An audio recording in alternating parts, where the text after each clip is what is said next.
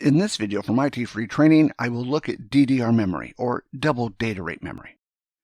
DDR memory doubles the speed of data transfer from the previous memory type. DDR keeps being improved and is still the #1 memory type sold on the market. Double data rate memory is different than previous memory modules in that it sends data on the rise and fall of the timing signal. The timing signal is generated by the memory controller and is sent to the memory module to control when commands and data are sent or received. As you can see, at the high and low point of the timing signal, data is sent. Before this, data was sent once for a full rise and fall of the timing signal. Essentially, this method allows twice as much data to be sent, and thus the name, double data rate. Double data rate has the obvious advantage that you are transferring more data per cycle. You could also increase the speed of the timing signal, for example, by doubling the signal speed to get the same result. The problem with this approach is, as the timing signal gets faster, it is harder to control and it is subject to interference. For this reason, in the case of memory, you get a better result by increasing the data rate rather than the speed of the timing signal. The first standard of DDR was otherwise known as DDR1. DDR1 is not listed as a current exam objective, but I think it is good to look at it to give us an understanding of how far we have come. DDR1 was released in 2000. There was other memory on the market that gave good performance, but DDR1 became the market leader due to its cheap price and good performance. There are different versions of DDR1. You will find they generally will operate in the 2.5 to 2.6 voltage range. Higher voltage means higher power consumption, but more importantly, more heat. As components get smaller, the heat needs to be reduced, otherwise the components will fail. The clock rate of DDR1 is between 100 and 200 MHz. This is the speed the memory controller communicates with the memory modules. Remember that DDR transfers twice as much data per clock cycle. For this reason, you will see different methods used to measure the speed of the memory other than the clock rate. More on that later in the video. DDR1 has 184 pins. It requires a lot of pins as data is transferred in parallel. A lot of components in computers have converted to serial for communications. Memory modules have not. Later in the video, we will look at some of the reasons why this has not occurred. DDR1 has a 2-bit prefetch. Prefetch is how much data, internally, the memory module can transfer to its buffers at once. The more data the memory module can put in its memory buffer, the faster it can transfer data to the memory controller. The N in the measurement is the data width. Data width is essentially how much data can be transferred out of a single chip at once. The number is how much data the chip will get, at once, internally. In the case of this chip, 2N means it can internally transfer twice 2 bits internally at once. To understand how this works, consider it like you are in a supermarket checkout. You realize you need some additional items, so you go back into the store and get them. You have 2 hands, so you can get 2 things. The checkout can only scan 1 item at a time, but the time taken to do this is small compared to how long it took to get the items. So in this example, the chip brings in 2 bits of data for every 1 bit of data it transfers out of the chip. Let's have a closer look at the impact a bigger prefetch has on internal memory speed. To understand how prefetch works, let's have a look at how it works in a memory module. In a memory module, consider you have DRAM chips, usually 8 on each side for a total of 16. When accessing data from the DRAM chips, it is stored in a buffer. Once in this buffer, the data is transferred to the memory controller. If you consider our shopping market example, the buffer is like the conveyor belt leading to the cash register. If you can keep it full, you can maximize how many items go through the cash register. The higher the prefetch, the more fully you can keep that buffer. If the buffer runs out, no items are being transferred. To understand better how this affects how much data we can transfer, consider the prefetch is 2 bits, which is the case in DDR1. Let's also consider that the internal clock speed of the memory is 200 MHz, and also the bus speed for the memory controller is 200 MHz. Now, let's also consider we have a second memory module. However, this memory module has a 4-bit prefetch. Once again, the bus speed to the memory controller is 200 MHz. Since the prefetch is twice the previous example, the internal bus speed only needs to be 100 MHz, or half the previous example. Now if I consider a third example, this time there's a prefetch of 8 bits.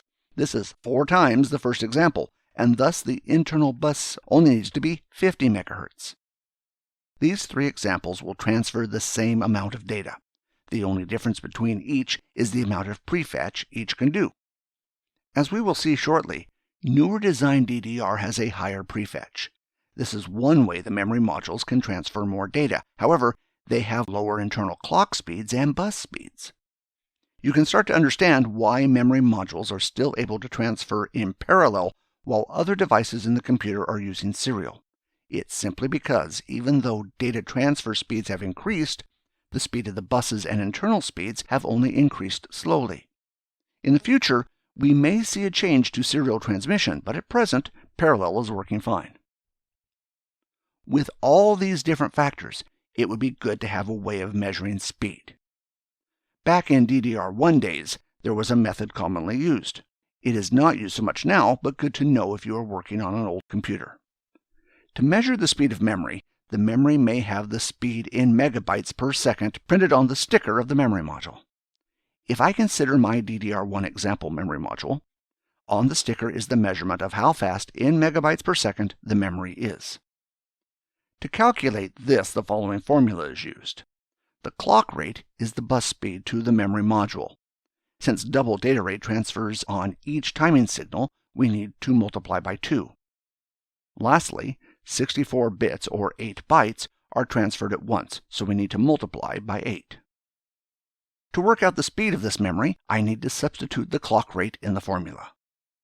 Note that with DDR1, the 1 is dropped, so it is just PC, not PC1. This is one way you can identify memory modules, by looking at what follows after PC on the sticker. In this example, this gives us a result of 3200. Essentially, this means the memory module will transfer at a maximum speed of 3200 megabytes per second. In the real world, this is a maximum speed due to a lot of other factors, so you won't get this speed consistently. The PC measurement may not always be on the memory sticker, particularly with the new DDR memory modules. If this is the case, there is another measurement of the speed on the memory module. Looking once again at our example memory module, this particular memory module has both of the measurements used to measure what performance we can expect to get. Some memory modules may only have one. You can see after DDR, there are some numbers. This number is calculated by multiplying the clock rate by 2. Like before, a number is added to indicate which version of DDR RAM is being used. Most of the time it will be dropped for DDR1. In other DDR memory, the number will be added so people will know which version of DDR they are looking at. I will put the clock rate in my formula and will get the result of 400. Essentially, since double data rate can transfer twice per cycle, this is why we multiplied the clock rate by 2. Keep in mind, this is a measure of the clock rate, not the amount of data transferred. To get the amount of data transferred, multiply this number by 8, and we will get 3200, which is the figure after PC, which I looked at in the previous example. When you compare one memory module to another, make sure you compare the same measurements or convert one to the other by multiplying or dividing by 8. Now that we understand DDR1, we will have a look at DDR2. DDR2 was released in 2003.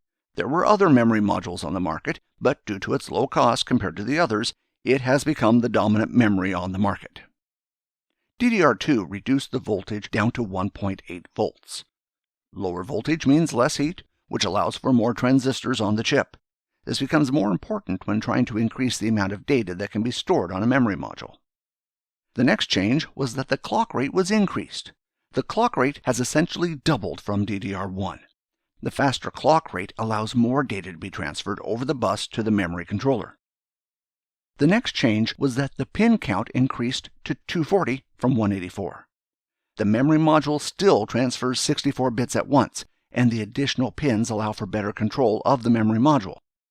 With the extra pins, this means DDR2 is not compatible with DDR1. The next change is the prefetch was increased from 2 to 4. This change essentially means that the internal clock rate of the memory module only needs to be a quarter of the clock rate. One way you can improve performance is to increase the amount of data sent internally, which allows you to lower the internal clock rate. Having a lower internal clock rate means you have less timing problems. Not to be confused with the clock rate to the memory controller. The internal clock rate is the clock rate used to access the chips on the memory module, not the memory module itself. As computers get faster, it gets harder and harder to control them. Little tricks like these allow the memory to keep up with the rest of the computer, even though in reality, its speed is not the same as the rest of the computer. The next memory I will look at is DDR3. You will notice in this example the memory module is very low in height compared to the others. The memory has to be the same length, but the manufacturer has some freedom in the height they make the memory module. As long as it has the correct number of pins and notch in the right location, it will work. Each different standard of DDR has a small notch around the center of the memory module, and each DDR type has the notch in a slightly different place, preventing the wrong memory being put in the wrong slots. At the end of the video, I will compare all the different standards of DDR, and then this will make more sense. Like the memory before it, the voltage has once again been reduced. This helps reduce the heat generated by the memory module. As before, the clock rate has also increased.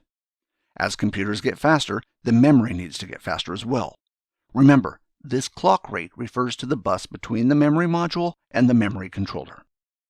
With DDR3, the number of pins remains the same as DDR2. Even though the pins are the same, remember, the notch in the memory prevents the memory being put in the wrong way. Lastly, the prefetch has been increased from 4 to 8. With the increase in prefetch, this means the internal clock rate of the memory module does not have to increase. Since the prefetch has increased with each standard of DDR so far, the internal clock rate of the memory module has remained about the same. The last memory that I will look at is DDR4. DDR4 was released in 2014. You will notice in this example that the memory module has a heat sink attached to the memory. You will find most DDR4 will have a heat sink. Some DDR3 will also. It is up to the manufacturer to decide if they want to add one or not. You will find that this is more common practice as memory modules pack more transistors onto the chips as they increase the capacity. More transistors mean more heat. With DDR4, the voltage has decreased to between 1.05 and 1.2 volts. Decreasing the voltage becomes important as the clock rate has increased from 800 to 1600 MHz. The increased clock rate also increases the amount of heat the memory module creates. The next change is the number of pins has increased to 288 pins. With the increase in the number of pins, the edge of the connector is slightly curved. This is done so that the memory module can be put in the slot with less force. Like DDR3, DDR4 uses 8-bit prefetch. Even though this has not increased, since the clock rate has increased, the overall speed of the memory module has increased. To end this video, I will perform a quick summary of all the different DDR types. You can see that with each newer edition of the DDR standard, the voltage has decreased for each specification. Notice that the clock rate has increased for each different specification of DDR. This helps make the memory faster. However, a big difference that makes the memory faster is also the amount of prefetch each specification has. A larger prefetch allows more data in the memory module to be accessed at once. This also allows the internal clock of the memory module to be slower, which therefore increases the stability of the memory. Although each DDR is the same size, some have a different number of pins. However, you will notice the notch on each different specification is in a different location. This means you won't be able to put the wrong memory in the wrong slot, and also it can only go in one way. This is why you should never force DDR memory in when you are installing it. If you find it will not go in, you most likely have the memory module turned around the wrong direction. This concludes this video on DDR memory. I hope you found this video useful. Until the next video from us, I would like to thank you for watching.